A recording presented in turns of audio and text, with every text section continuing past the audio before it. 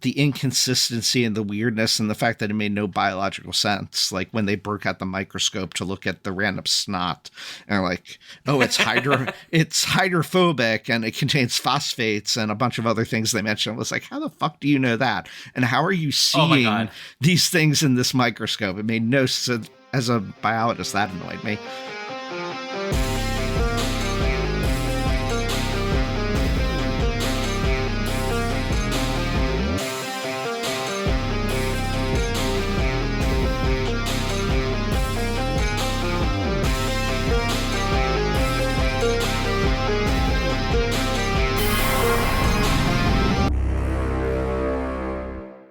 Hey folks, we just wanted to issue this statement ahead of this episode on Bonekeeper from the director, Howard J. Ford. This was supplied to us through the publicist at Strike Media who provided the screener. And we think this will provide some context for some of the criticisms we're going to lodge at the film during this episode. And so here's the statement, verbatim, read to you. Bonekeeper was a huge passion project and a labor of love, with the team hugely committed to making the film just as films have always been made, with real actors and real locations instead of a green screen studio. The creatures were designed by human hand and mind, with VFX artist Giordano Ada, and they also used traditional VFX. There was, however, some movement of the creatures which were done in with AI. There are no, quote, full AI sequences in Bonekeeper at all, just the new technology used to create movement of the designed creatures that would otherwise have cost over six figures to do, which was beyond the budget. It was a tool to keep the film truly indie, and the team are hugely proud of what they've achieved. So anyway, I hope this provides some context. Obviously, you should think about this for yourself, and certainly think about it as we talk about some of our criticisms of the film, and do with that knowledge what you will. All right, on to the episode. Welcome to the latest episode of the Skiffy and Fanty Shows at the Movies. AI slop isn't destroying creativity and quality. It's just allowing in and exposing those who've never had any. Jesus. Okay. I was worried. I'll just pause. I'll pause. I'm Sean. I'm Daniel. And Sean was worried. Oh, no. I was worried about where we were going. And holy cow. On today's show, we are discussing the 2026 science fiction horror movie Bonekeeper, written and directed and cinematographized and shot and almost everything by Howard J. Ford. It stars, I like how you put John Rhys-Davies at the front of this, even though he's like a side character, but I appreciate it nonetheless. So this is the order that the credits appear. So he was lead credit in terms of the appearance. He's not even the lead character. But no, he's not at all.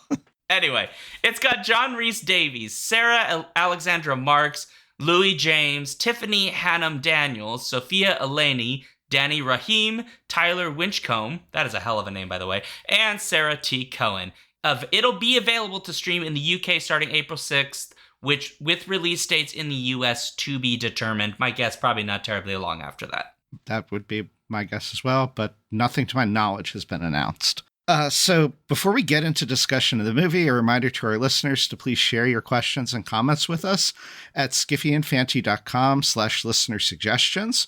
Or if you aren't already, join us on Twitch for Sean's Alphabet streams every Friday at 7 p.m. Central, and you can be a part of the interactive live streaming format and, shout out your questions during that in the chat. Finally, be sure to please review and spread the word about our wonderful show.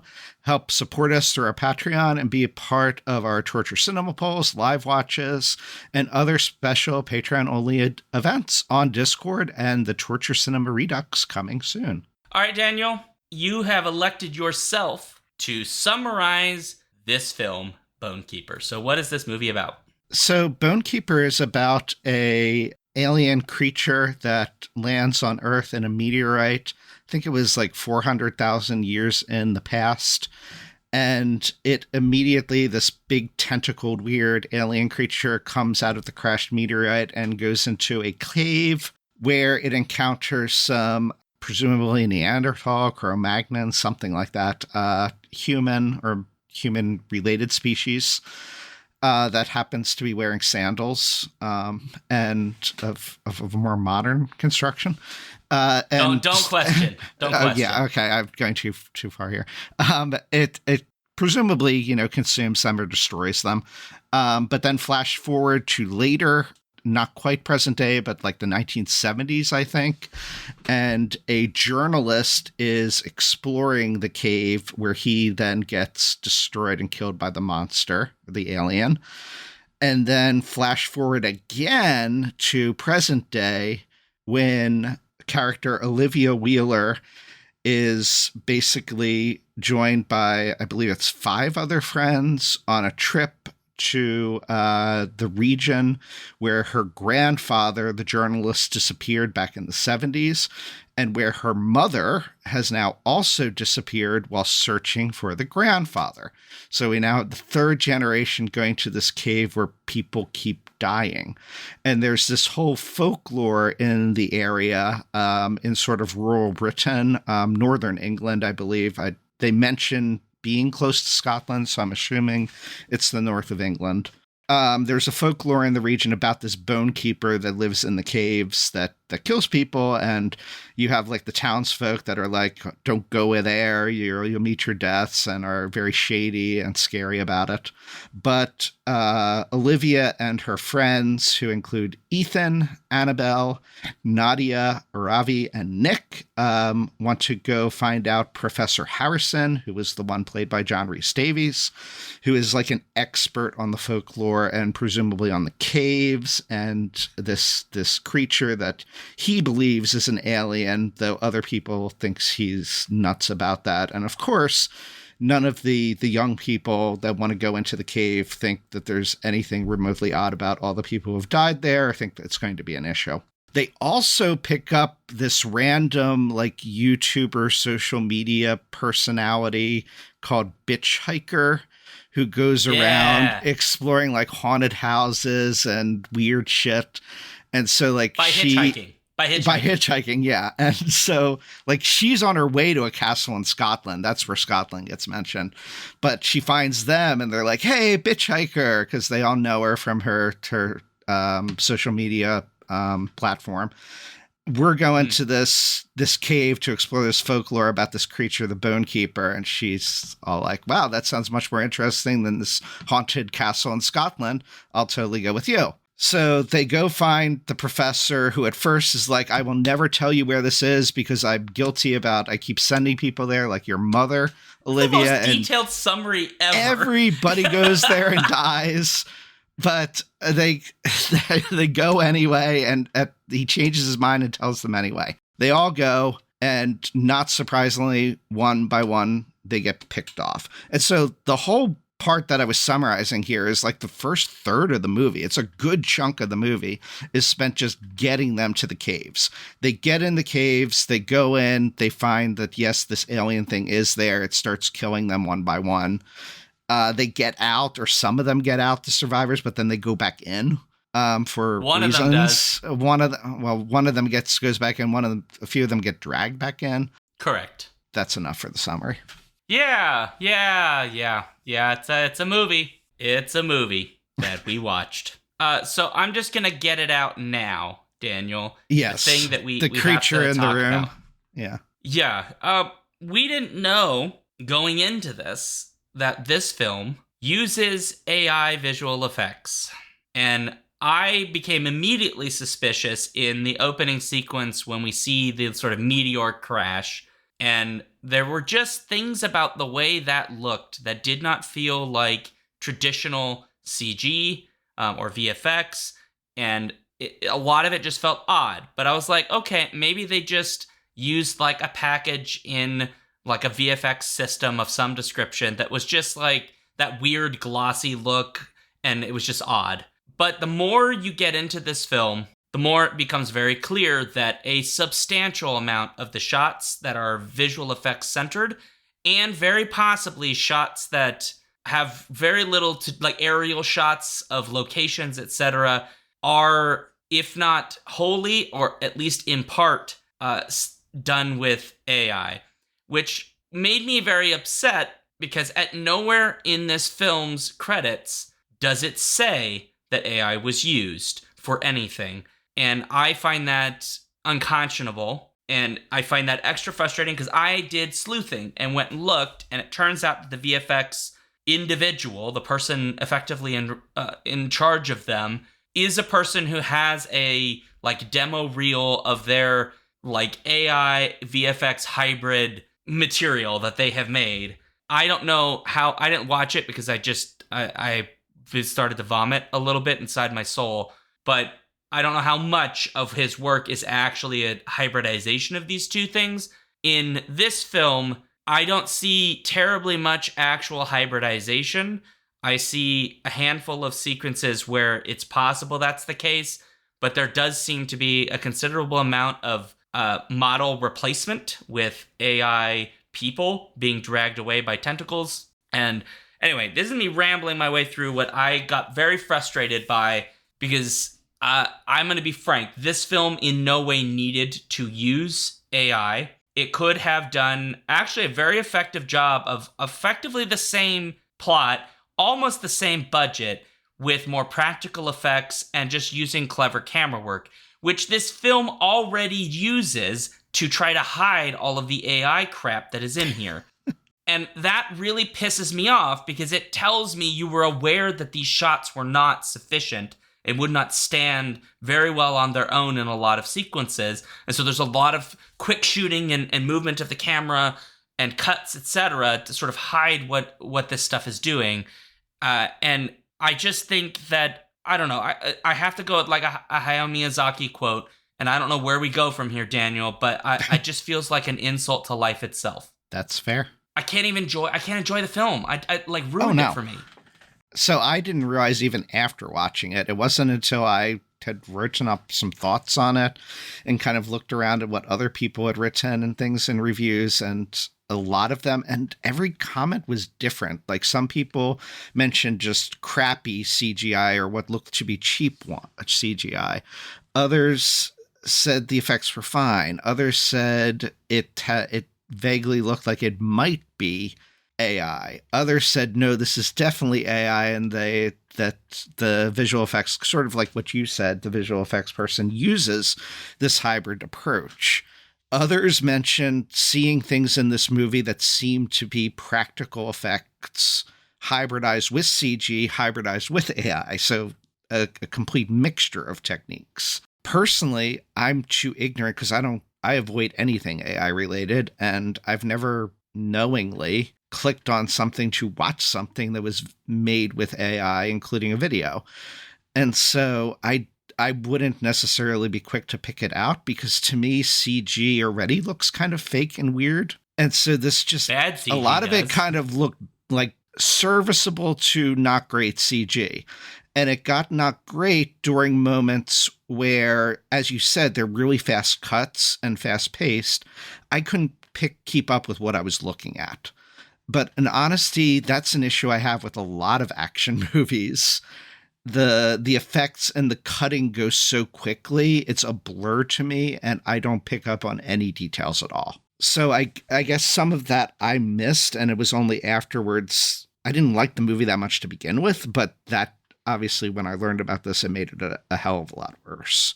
There's also, I wonder how much, or if at all, AI was also used in other aspects of the film outside of the video making, which we can kind of talk about. Who knows? Yeah, I think if you watch if you can find clips of some of the sequences where you really see the monster. So if I'm being honest, there are some shots that I thought looked pretty good. Not, super believable. Like they feel like they're that kind of like okay quality CG. We got a couple of shots where the monster is in, seems pretty well rendered and looks solid. A problem I noticed is that what you get with the monster is it seems to change what it looks like and its characteristics with almost every shot, which was another clue for me that there was a problem. I really didn't, I don't know, that made it very difficult to get a sense of like, A, what the creature is, and B, sort of like a grounding in why we're supposed to be so terrified of it other than it just is a monster, because it seems to just be anything it needs to be at any moment. And the result of that in some cases is that shots where we do get to see pieces or holes of the creature for extended periods, some of those shots, like you can see tentacles like morphing into other shapes as it's going, which was another giveaway that this was AI. And to me, that like completely tore me out of the story because there are very clear ways they could have done some of the quicker shots with, you know, people being dragged away with really very minimal effect at all. Yeah. Because if we've seen enough horror movies where people get dragged out of camera, you know, by something. And you can do that very effectively. So a lot of these sequences, it just seemed like, did your actors just not want to be dragged around on the ground, I guess? Because I don't know. And when you mentioned that, oh, maybe there were other things that were done with AI, I mean, this does make me suspect, right? How much of this, any part of this production, you know, was done by the actual director, right? Did they just write a plot with ChatGPT or whatever, and then that's what they got? I would say that I find less damaging than the visuals, only because the way this story is written makes about as much sense as other D-grade horror movies do. And so I don't know that, like, ChatGPT neither helped nor made it worse in that respect, if it was, or whatever, Copilot or whatever they might have used, if they used it, right? Maybe it's their original thing, but we know that, you know, people who write sort of, you know, lower quality or like, you know, films that aren't being done by committee, that they can write films that are flawed, etc. We've watched some of those that are certainly flawed and have like plot points that are kind of a little wonky. So I don't know, but visually it just pissed me off. That can give you, well, I'll get actually to that, the second part of that in a moment. The visual aspect, the creatures changing, and there's also many creatures. So we find out that it's not just one. And so I kind of chalked up some of that inconsistency to there's different varieties of them. And they also seem to incorporate the humans into themselves. They both kill the humans, but then also incorporate parts of them and kind of morph.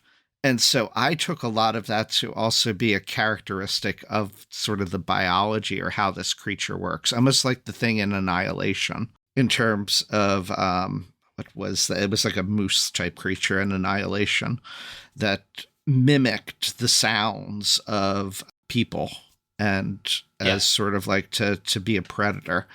It reminded me of that kind of idea. And so again, I was ignorant of what, you know, is a call out for being visually generated AI. Yeah. But even saying all that, the inconsistency and the weirdness and the fact that it made no biological sense, like when they broke out the microscope to look at the random snot and like, oh, it's it's hydrophobic and it contains phosphates and a bunch of other things they mentioned. It was like, how the fuck do you know that? And how are you seeing these things in this microscope? It made no sense. As a biologist, that annoyed me. But that annoyed me too, though, because when we got to that scene, they're like trying to explain the science of whatever they're seeing, and I was like, "You've literally looked at a slide for 2 seconds. How the fuck did you determine anything from that? Like, all you can determine is it looks like it has cells, right, and it's organic. Like, okay, that I buy, but like they're like they've written a whole scientific paper basically while they're sitting there for 3 seconds, right, on a high school microscope. I knew you were going to be annoyed. Yes. Yeah. Which they just casually, they're spelunking, by the way. So of course you bring a powerful microscope in a backpack while you're spelunking in undiscovered caves, because that won't get broken. Right. With absolutely no good packaging for it at all. No. None. In terms of if it was used in other aspects, like the quote that I began this with kind of gets to that idea that this movie, even before I thought about AI, just shows an incredible lack of creativity. You can make an independent D-grade horror, which I love those movies, but the ones I like that are really good despite being bad, like quote bad movies, is that they have originality to them. They have a vision. They have weirdness to them. Sometimes those things don't work, but sometimes they come out of left field and they're kind of cool, but they're interesting at least. This has nothing in it. It's very devoid of creativity, originality, and it does almost seem like somebody put into a generative AI write a story that's based around this simple concept, because and design dialogue for it, because there is nothing there on that creative side. And I would say the visual is kind of the same. You're putting that in because you don't have necessarily the talent or the creativity, I guess, to shoot it in a way that doesn't show so much of the alien creatures or so much of the action confidently enough that you need to generate something that's kind of mediocre to fill that place and to try to make up for the lack of skill at doing something else. Well, I would say that, you can have a kind of plot that is, kind of rote, not a terribly exciting plot, but if you can visually tell the story in a very interesting way, you can kind of get away with a kind of weak plot because we'll remember the really interesting visuals.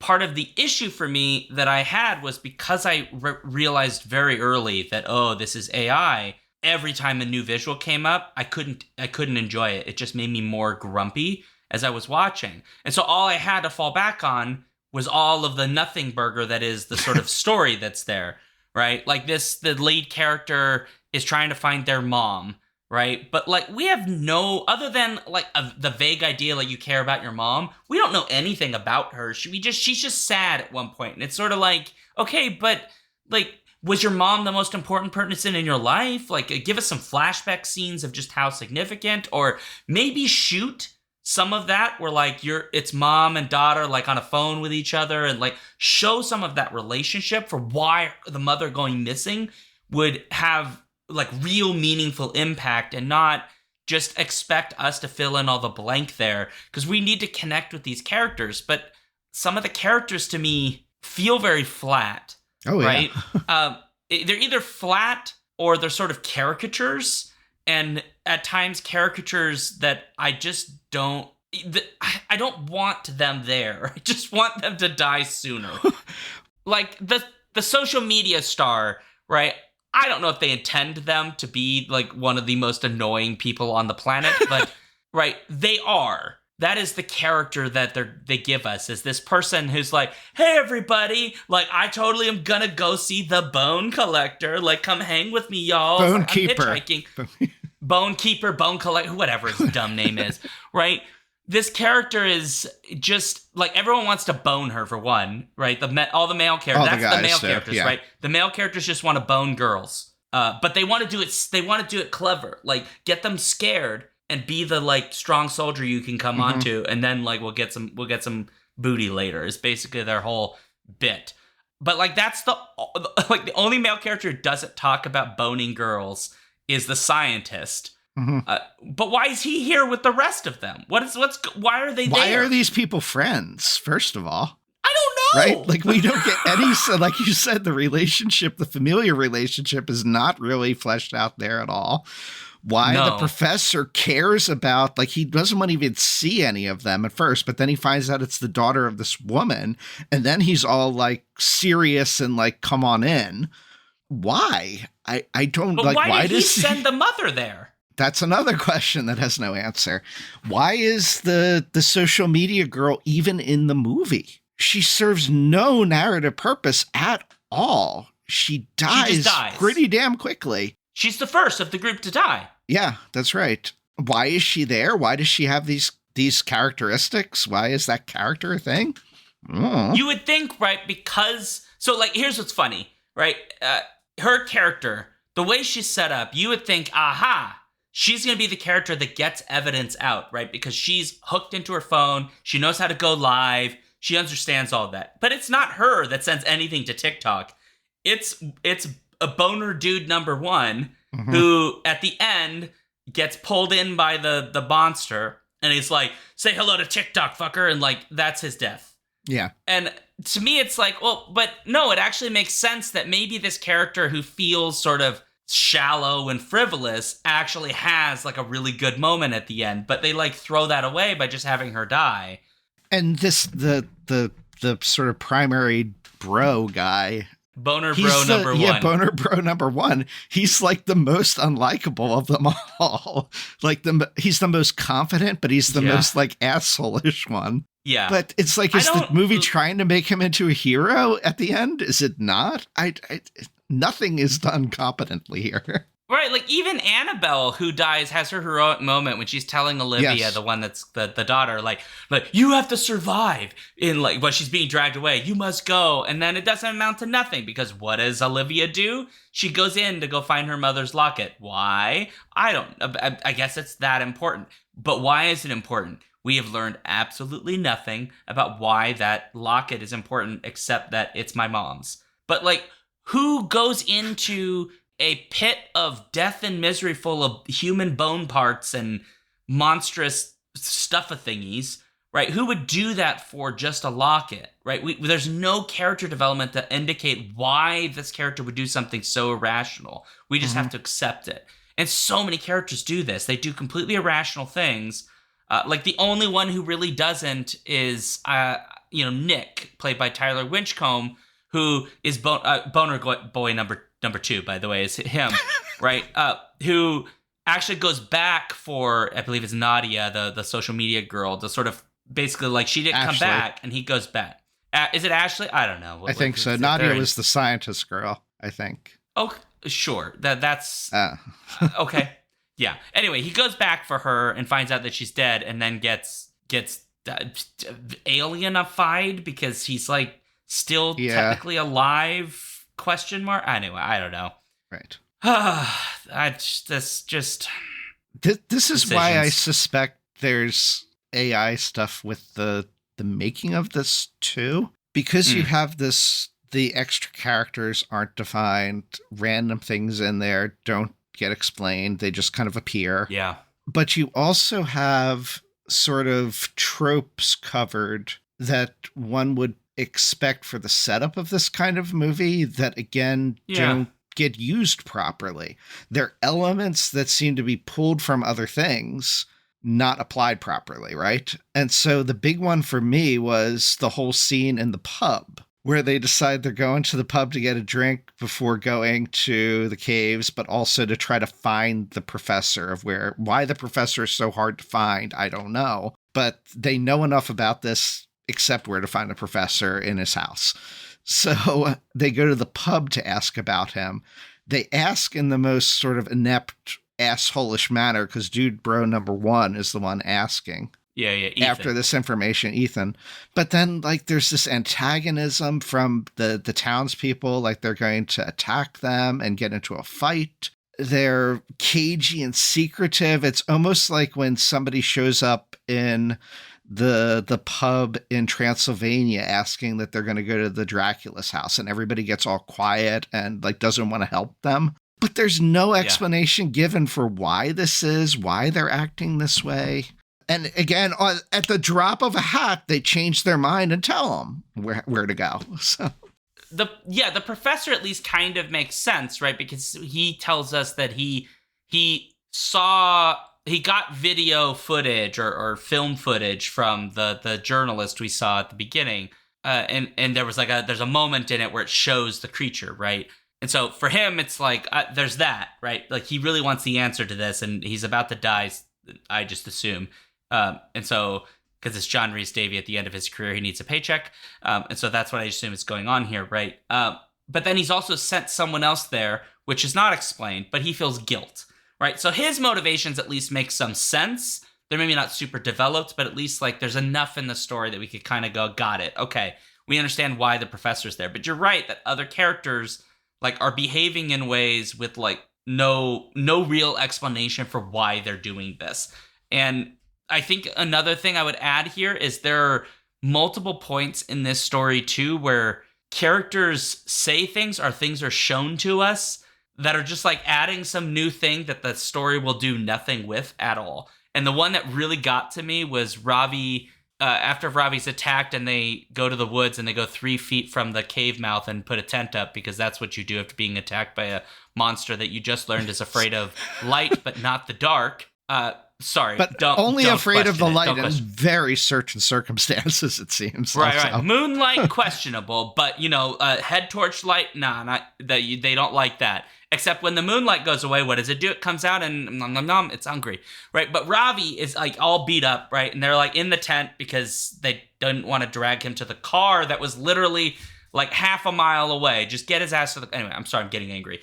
But he says to them like it's us, or it's becoming us, or it's in us, or some phrase like that. And the idea is that it's like becoming what we are. But other than showing like some weird grotesque heads and some images that suggest it takes on parts of us, the monster is not shown meaningfully doing that. It feels like a line out of The Thing, right? Where it's like, like it's actually mimicking us. Because then I would be like, this is where the reveal is. Like, it turns out the professor all along is like the granddaddy of all the monsters and has like took the professor's body 50 years ago and is sending people there to get them killed, right? That's kind of what you would expect, but it's just a throwaway line. It doesn't really mean anything.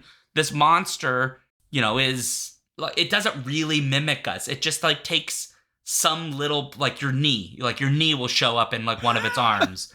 Like, and that's Olivia's knee. Good Lord. We always needed that. And is it because it wants to become that, or is just randomly does, or is it because it's digesting her? That none of those are answered. And that line about that Ravi says about, it's in us or becoming us or whatever that is, I took it to mean like, oh, this creature's growing in him and it's going to come out, right? And so they then do go somewhere with that, but it's just a dream sequence. It's the weirdest out of place birth kind of scene that it's a pregnancy scare scene. It's a pregnancy scare scene, yeah. But with the monster. Yeah. But even more like out of left field and random than the one in the Beetlejuice movie. Yeah. And just it doesn't work. And again, in the reality of everything, they don't go anywhere with it. No, they don't. They really don't. In fact, the one thing we get at the end of the story that suggests the monster's not dead is somehow a baby one of them got into a bag and the military guy is attacked. Which, okay, sure. But... Okay, the military. I don't know. The military... There's just no conception of how any of this works. The military shows up because the professor calls some contact to say, hey, there's aliens in the cave, and we now have proof, which is like a video that one of them shot. How does he have this contact? Who is this contact? And why did this random little bit of shoddy evidence, why does that all of a sudden cause this British special ops unit to come raid the caves and blow away all the creatures, right? Whereas before they were like, no, we're not going to go until we get like a TikTok video. That's really that's the gold standard for, engaging the enemy. I need to be clear. You called them special ops. Okay. Remove that word. Forces. Special. They're just, no. They're just ops. Ops. Okay. There's nothing special about them for sure.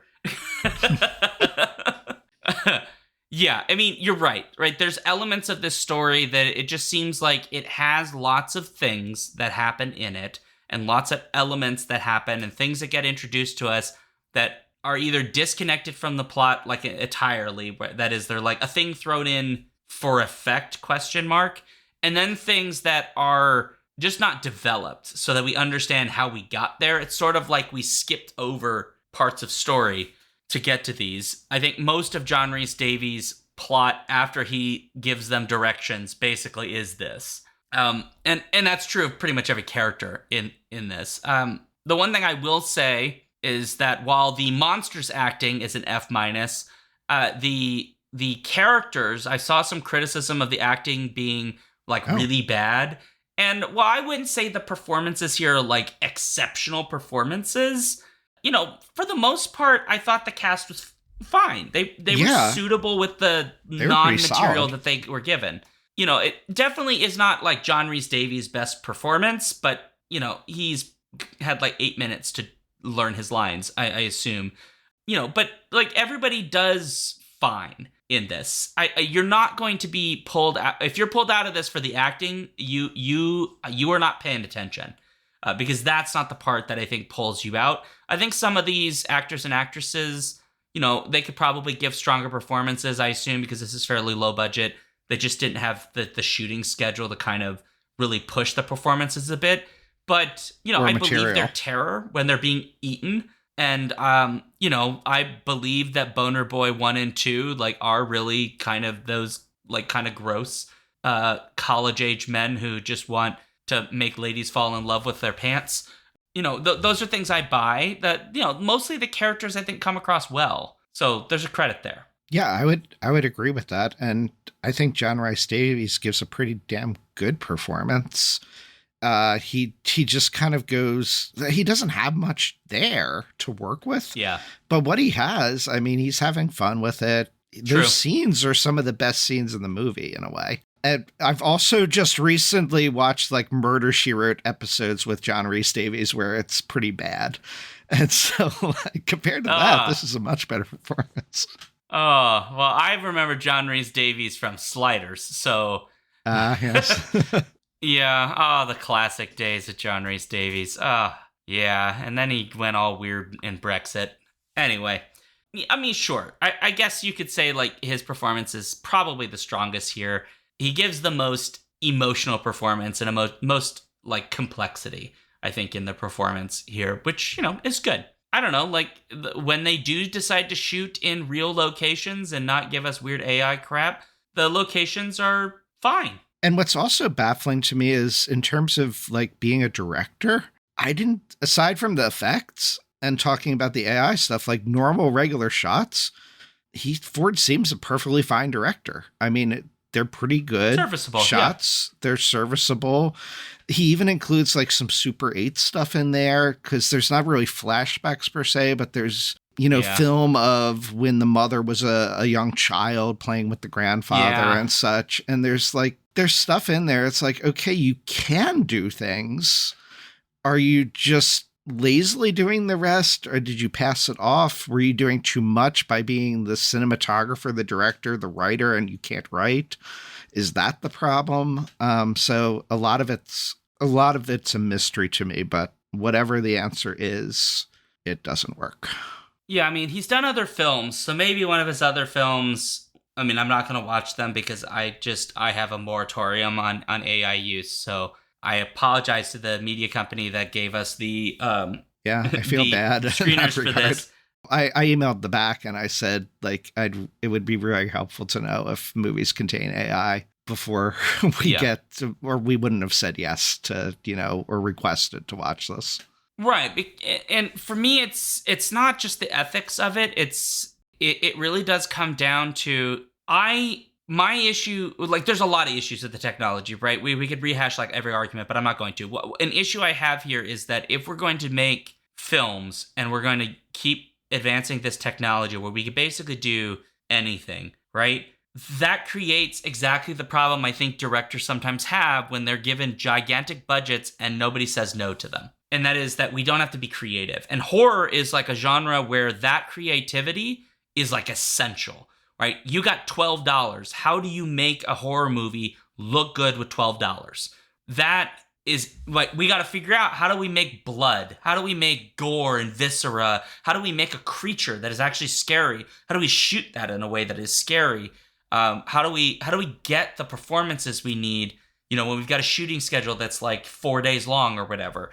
To me, part of what makes horror really exciting as a genre is that limitation. Like, horror doesn't often have gigantic budgets. It is, compared to other genres, often relegated in like that sub $50 million group, and a lot of horror is in that sub $20 million group, right? And then when you get indie horror, like the really exceptional indie horror is like made for under, like It Follows, right? It was made for, what was the like $400,000 or something? Or the Addams right? Family movies, yeah. Sure, right? Made for extremely low budgets. And yet making films that have astonishing atmosphere, terror, right? Figuring out how to write stories. This is, to me, a story that I would have just rather he cut his teeth on a few more smaller pictures in terms of their budgetary requirements, making really good budget horror that didn't require a lot of special effects so that he could get somebody to sign off at a larger budget to do this film right instead of going this route. Because there's a good, fun, exciting, terrifying story. Not an original story here, but a terrifying way of telling this story with original effects. And I wish they had done that. I wish they had maybe cut back the cast a little bit. No offense to the actors. I realize work is work and that's important, etc. But maybe just focus on some characters a little bit more. Give them more meat and stuff to play with. Have John Rhys Davies be your like named anchor, but give him more too, right? Have more interactions between their characters. That would make, I just think, a much stronger film. And then, I agree with you when you said earlier, this is kind of like my final thought. I feel like I'm on a final thought, that Howard Ford, I think there's criticism to make about how he edits a film and how he shoots a film. But I think you can see there are instincts in the way that he makes shots that are good instincts for doing in this, right? So the AI thing aside, there are a lot of really great shots where we just get blurred glimpses of this creature, right? As somebody's being dragged away, or we get like just pieces of it, but we never get a full picture in those early sequences. And that's the right decision, because part of the terror is you're in these caves. It's dark. You can't see what it is that's coming for you in the dark. And when it comes, you're getting pieces of it. And taking that and using the jump scare and using these things to make us afraid, right? Annie and Chad is saying the shark in Jaws, where like we don't see the shark for a huge portion of the film, right? It's super smart, and recognizing your limitations and using our imagination to fill in the blanks. And then when we see the actual thing, the actual creature, right? If you're going to show us the full creature, that's the moment where you just load your budget in to give us the most terrifying monstrosity you could imagine. Not 97 different monstrosities with different variations. Occasionally the tentacles have spikes. Sometimes they don't. Sometimes they poop. Sometimes they don't. Like, you give us like, a very cogent, terrifying image that sticks with us. And then don't do the thing where you show the creature over and over and over again. No, like, let that marinate in our brains. That's what I want. I think it's just unfortunate that this is the route that was taken. That is not this movie.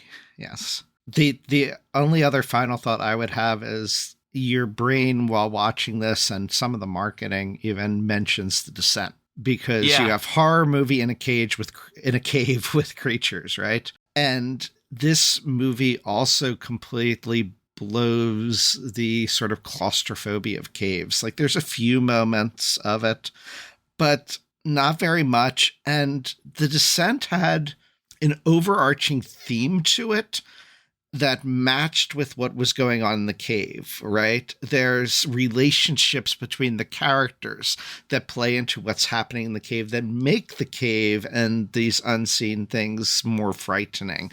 And what's happening between the characters in The Descent, frightening and scary and disturbing. None of that is here. Just because you have a movie set in a cave that's hard doesn't make it The Descent or anything remotely like The Descent. And that was, again, even before realizing the AI, that was one of the big issues that I had with this, is the movie has an interesting, very standard, familiar premise, but it could have taken it in really interesting, unique ways, like Sean said.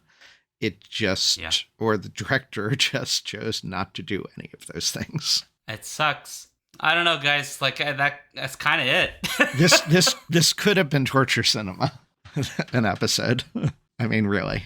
I'm kind of bummed. I was looking forward to this. I'm sorry. When I watched it, I guess one last thought that I had is we get these emails about screeners available, and I usually base it on, does it sound interesting? Does it fit genre? Sure, we'll give it a watch, right? And it also comes down to scheduling. Like, is it one we could feature on the podcast? Is it one we could feature on the blog? This was actually one where we were originally going to maybe have an interview with the director about this. And I'm really glad that didn't happen, because that would have been very awkward and bad if we had done like an interview with the director. But I've recently reviewed on the blog another movie Obex, OBEX, which was phenomenal. And I really wish we had done that to discuss, because Sean, you'd love this. Like, that would have been a much better one to have had on the podcast discussion than this one. So maybe one day in the future we could do a podcast on that one, but at the very least you should watch that one. And I'm going to plug it again here for listeners, that it's something that, again, just because of the timing of when the screener was available and when I could watch it and such, it didn't fit on the podcast. And so we only had it on the blog, but it's one not to be missed. It apparently has a 96% on Rotten Tomatoes. So, and was premiered at the Sundance Film Festival. So yeah, apparently very, very, it is well regarded. So I need to watch that. It sounds fascinating. Yeah. Look, can I just say, I know we're being super negative, but on a happy note, I am very appreciative that these companies give us the opportunity for screeners for independent cinema, independent horror, science fiction.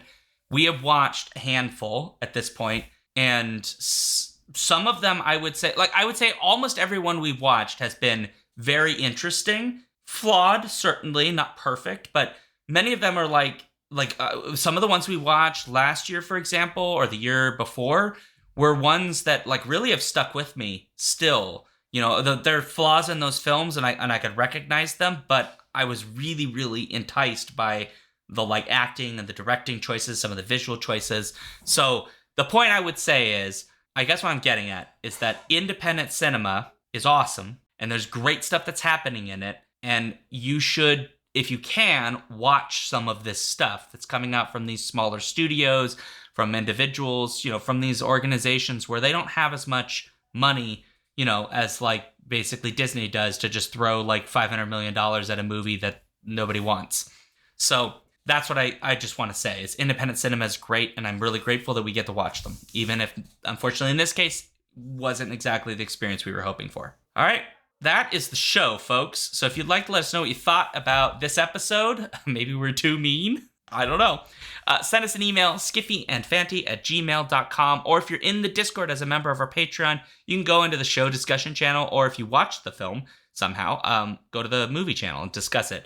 This show is on Blue Sky, Threads, Mastodon, YouTube, a whole bunch of other places. If you go to skiffyandfanty.com/skiffythings, you will find links to all of those. Please follow us on the socials, share our stuff on the socials, all of that good things.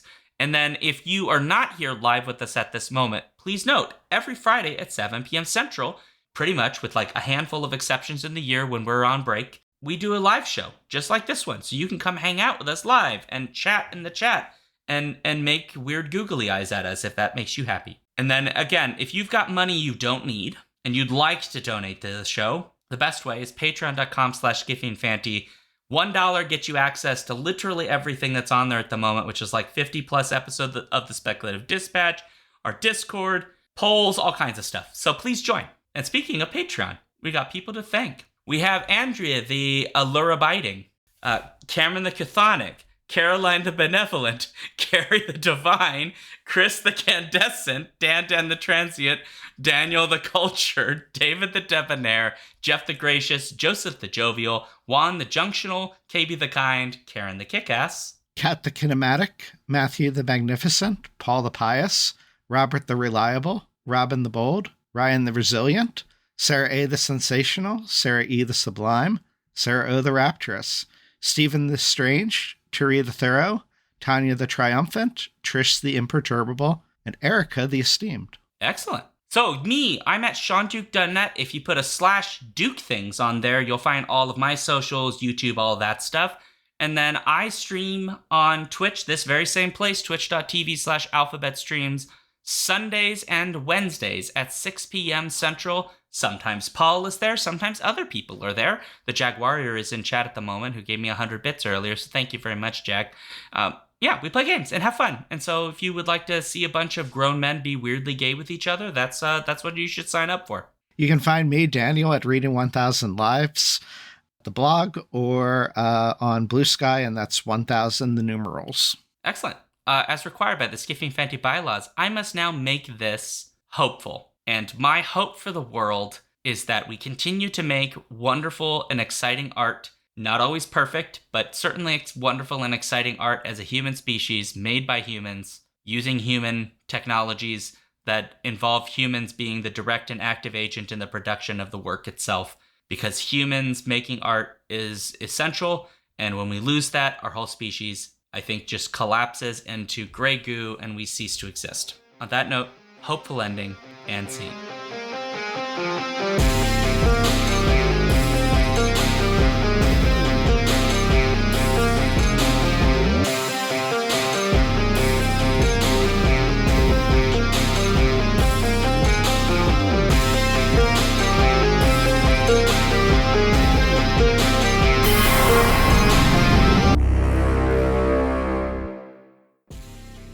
If you want to support this show, you can go to patreon.com/skiffyandfanty or skiffyandfanty.com, our website, where you can get access to all of our fancy things. Our music comes from Holy Mole. You can support him and his work at patreon.com/holymole. Thank you for listening.